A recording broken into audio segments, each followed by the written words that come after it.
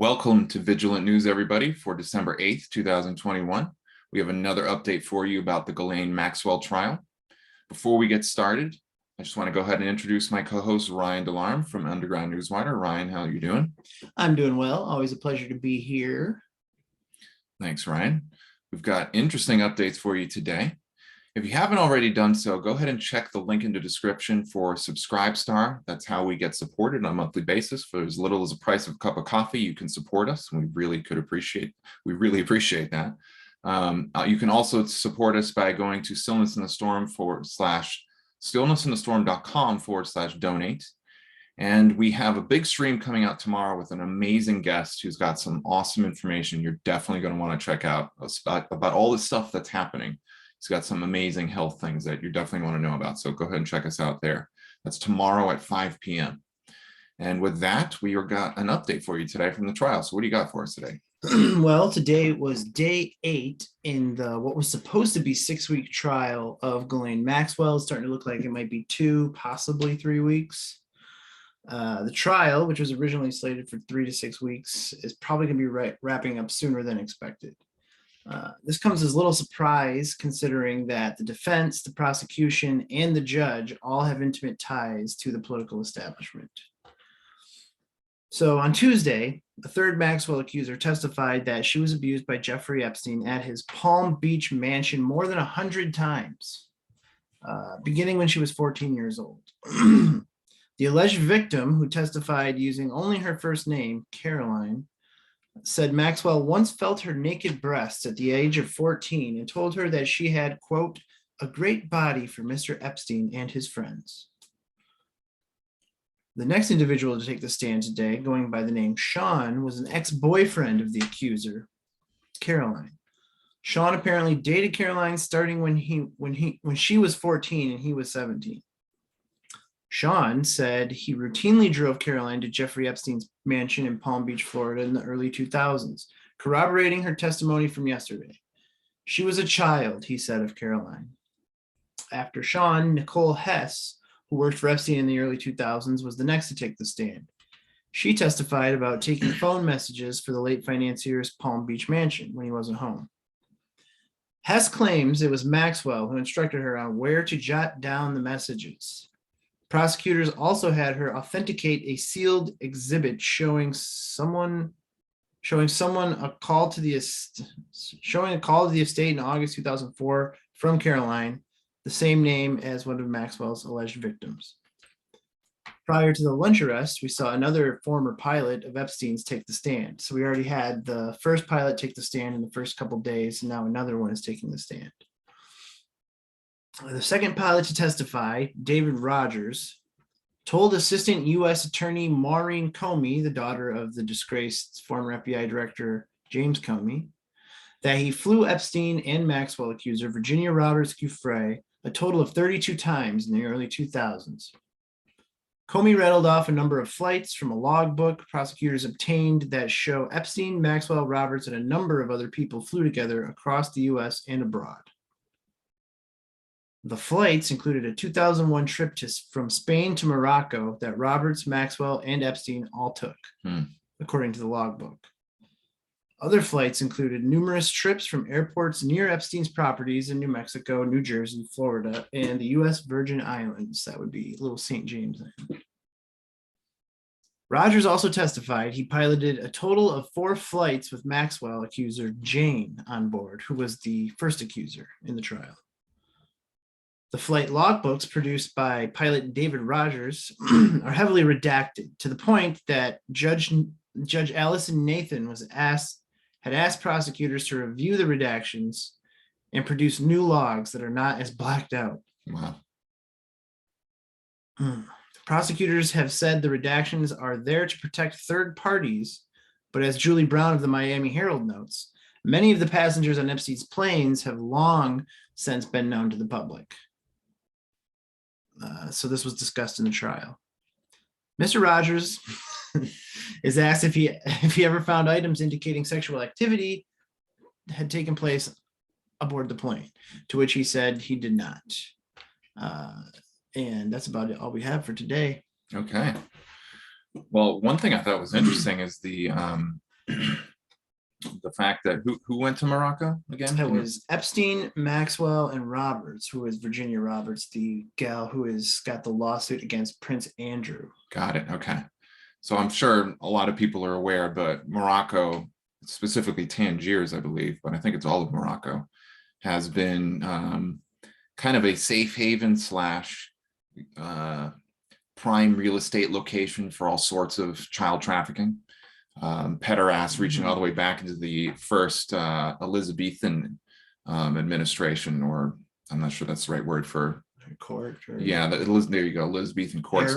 Yeah, Elizabeth the First. So this is what, like 1570 to 1612, I believe. They were going down, apparently, well, not necessarily her, but people in her court and other lords, things of this sort, were going down to Morocco to engage in sex acts with children. At least that's the legend has it. And we also have somewhat of a dramatization of that in the book Naked Lunch. I was going to say, any William Burroughs fans out there know that Right. kind of hedonistic tendencies happen down there. So exactly. Now, I lived in Morocco for a year and 3 months, and I know I didn't, although I didn't see, you know, young men or girls prostituting themselves in the street, it was pretty well acknowledged that if I wanted to, I could probably get something like that. And supposedly there were, we heard rumors, this is all rumor, I'm not claiming anything as fact, but I heard that there was like lap dances and things like this. So you could book a private party and you could get children to basically strip for you if you wanted. So, you know, this, again, like as we've been saying throughout these updates, this trial is doing a lot more than just trying to get Ghislaine Maxwell and Jeffrey Epstein brought to justice. This is about exposing something that has been hidden. And we as a people, you know, psychologically, we can't acknowledge something unless the idea of it exists first. So in the general, the mainstream mind, so to speak, you know, I'm sure everybody here has dealt with these people, whether it's friends, family, coworkers. You try to tell them something that you've discovered in your research, and they're like, oh, it doesn't exist. And the reason they're saying that most of the time is because they don't have the notion of it in their minds to associate with it. And since most people don't know how to think critically, they don't know how to formulate their ideas, no, you know, nothing against them necessarily, but these things are trained, then they don't have a way to conceive of it. And so anything you don't have a way to conceive of, the knee-jerk reaction of your brain is just dismiss it and call it BS and use whatever excuse you need to do so. But now we are starting to have light shed on a topic and a concept that has been long suppressed, which is that elite pedophilia and pederasty, which is basically a form of pedophilia that does more with like pubescence, basically, is going to be acknowledged now. So yeah, I think maybe there's something there to dig into. Who knows how much of that is happening? But I also know that I don't know if I want to say Arabs, but the people who have taken control of, or who are in power of the Arab world, think Saudis, think the Qatari, I believe, at least the bad ones, they are implicated in human trafficking. I mean, most of the global slavery trade that we hear about, what especially after the Roman Empire, was, you know, the Persians, and then after Muhammad came, it was the Muslims, basically. So, you know, this idea of selling people into slavery and making a profit off it is very old. It's been around as long as human beings have been alive on the earth, it seems. And now we might finally start to have some more recognition. You know, in the modern age, we tend to think, oh, well, you know, you're in school, you're learning about, you know, the craziness of the past. And you're like, oh, well, that stuff's happened a long time ago. It's not the world we live in today. No, not at all. It's just industrial grade. So very interesting. Did you have any insights from what you discovered today from the updates? No, not particularly. I just keep seeing people around the internet posting that this should be like broadcast on every news channel, that this should be, you know, like on the front page of every paper, but it's not what a lot of people think it is. I think I mentioned this yesterday, that it's 4 accusers. The indictment is very like mild. It's not what people think it is. It has nothing to do with any of the people that were on the plane. It has nothing to do with any of the the hearsay and speculation about Epstein. It's very, very like tip of the iceberg kind of stuff.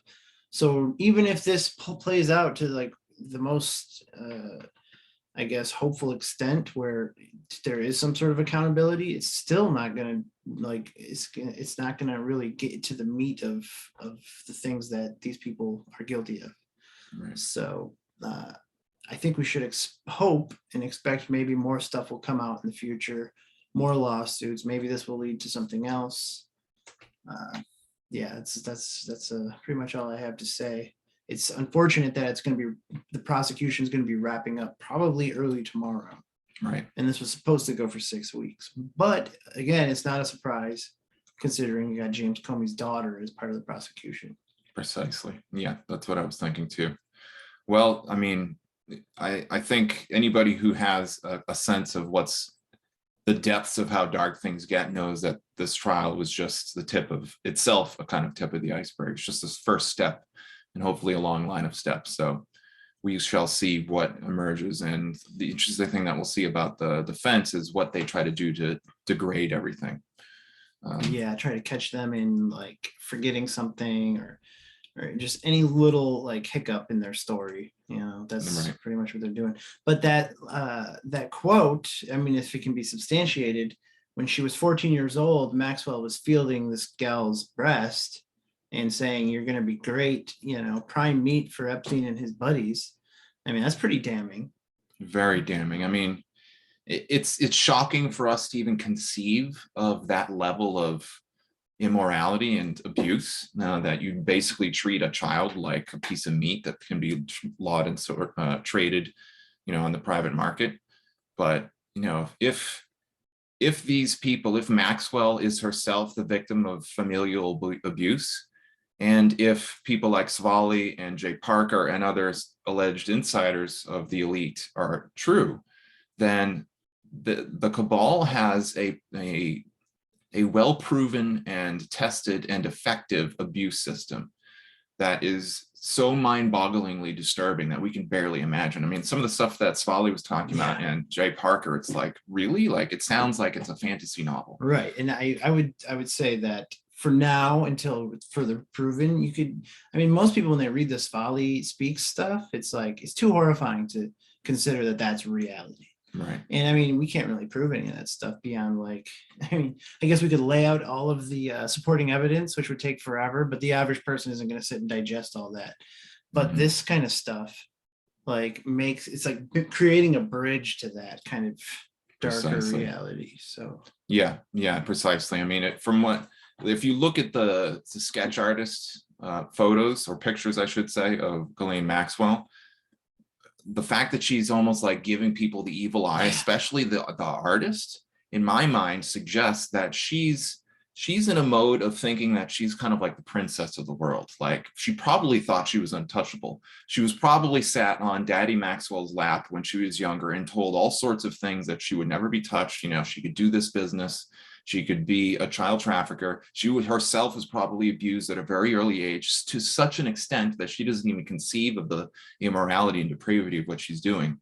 So, she's coming at it, I think, from this perspective of arrogance. I mean, the cabal are basically told that they own everything.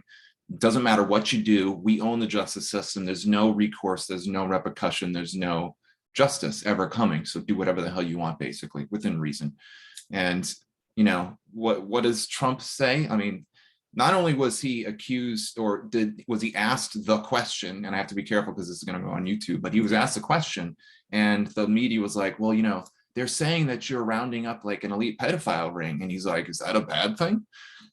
So he didn't say no. And then he said, the other day in that interview, I've been to DC 17 times. I've been to DC 17 times. I mean, well, all of that stuff aside, look at how many, like the record-breaking amount of trafficking arrests that took place in those 4 years. Right. Like, it's staggering compared to previous administrations.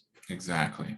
So I think, all of this is providing us, we the people, the data we need to really open our minds. And obviously the people watching this, they probably are pretty hip to what's going on, but our friends, our family, the greater world, it's mainly for them. And I think you know, although we don't have any proof, rock hard proof that yes, the alliance is like waging war and they're rounding up bad guys and they're dealing death blows to the false narrative. Everything that we're seeing actually congrues with that.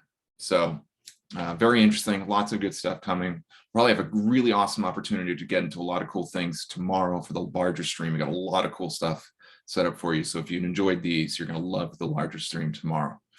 So with that, is there any other final points? No, I'm just driving home to tune in tomorrow. We're gonna have Lance Schüttler from Ascent Nutrition, awesome dude, and he's gonna have a lot of cool stuff to say. So it's in your interest to tune in. Absolutely. All right, everybody. Well, thank you so much for watching. Again, thank you for your support. Go to stillnessinthestorm.com/support or check out the subscribe star link in the description. And one last thing, we just put out the video we've been working on for quite some time now. It is entitled 4 Huge Facts the Pharma-Funded Media Doesn't Want You to Know, and it is packed with some really good stuff. So definitely check that out. It's on Rumble right now. I'll go ahead and pop a link in that. As a matter of fact, it's already there in the description, so you can check that out. And with that, we'll see you next time. Thanks, everybody. Take care, and we'll see you on the flip side.